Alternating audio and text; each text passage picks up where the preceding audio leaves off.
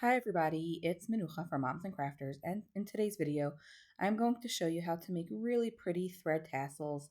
You can use these in all kinds of jewelry projects. I will also show you how to turn them into this really pretty necklace. I finished these off with wire, but you can of course also finish them off with thread.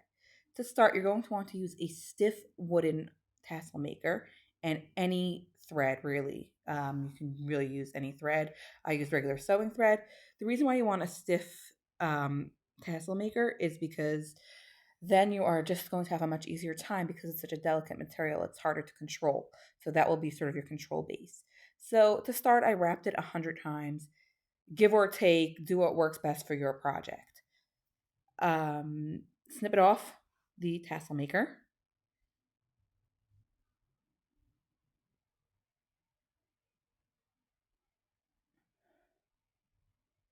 All right, let's finish this off. We use 20 gauge jewelry making wire. The one I used happened to be artistic wire. I used a golden color. The first little bit of wire that you snip off is going to go in between the two layers of wrap, and you're going to have to nudge it all the way to the top. It might not be so easy. You might have to play a little bit, but you want it to be all the way on the top using the thickness of the tassel maker. And then you're just going to secure it in place as tightly as you could by crisscrossing the ends over each other, just like that. You're going to cut again a few inches of wire for the next step. This you place behind both layers of thread, and once again, you're going to cross it over each other and pull as tight as you can to make that cinch in the middle.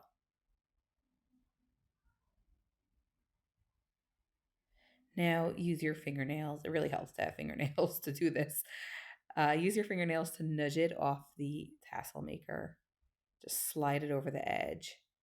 This is where having a very rigid tassel maker will really help you out. I'm going to drop links to supplies in the comments. And now you're going to want to hold the two ends together, like the bundle of your tassel, and wrap the wire as tight as you can around the middle. I use my fingers for this. It might help you to use tools, but then I used a silicone covered, like a non-damaging pliers to sort of tighten my coil. Cut off the extra ends when you're done. I wrapped it about 3 times, but again, it's not so specific. You could do whatever you feel looks best. And then snip off your ends, just like that. And then you can use, once again, you can use the protected pliers. These pliers just won't nick the wire. That's why I like to use them. They're a little bit harder to use, but they do the job. Just to tuck in your ends. Now the top portion, you're going to make a wrap loop. If you don't know how to make a wrap loop yet, I'll show you sort of here, but I recommend learning how to do it first.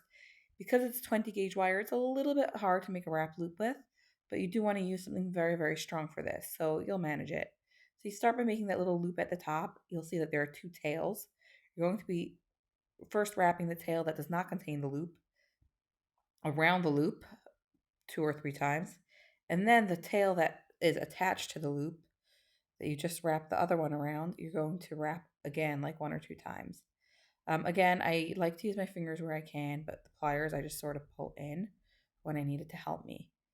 And work that wire and wrap it around. Make sure to straighten out your loop, as you work because it tends to lean. And then you're just going to snip off the extra when you're done.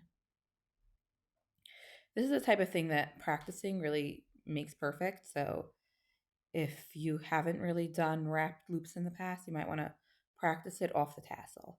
When you're done, you're going to snip those threads at the end, in the middle, and you might find that a thread or two sort of pulls out and comes loose. That's fine because you're using so many threads and they're so thin. It doesn't matter if you have 99 or 101. It's very forgiving. So I just pulled that one out. And then of course you're going to want to trim the ends. Again, easier than you'll find on tassels made with other materials because it's very, very, you have a lot of strings there. It's very forgiving. So there we've made one tassel out of thread, and you can spread it out, and you might have wanted to make it thicker if you wanted something more robust, but making the second one will be easier than making the first one. Of course, you'll want a pair for most projects you're making. You can also wrap the center with thread. I just wrapped it around a few times. You can tie off the top with thread. You'll want to leave it hanging so you can attach it to things, the top thread. Um, and again, play with different threads and make it however you'd like. So now we're going to make these into a necklace just to show you what you can do with it. To do that, I cut a string basically as long as I wanted the necklace to be. Sorry, a chain. Attached the jump ring to the end and attached the tassel to the jump ring.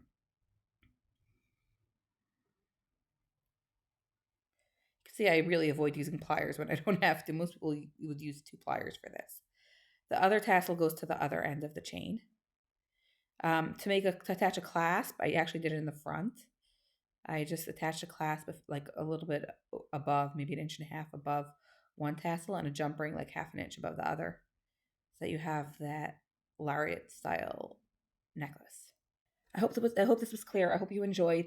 Make sure to like, to subscribe, and to comment with any questions or comments, or even just what you want to see next.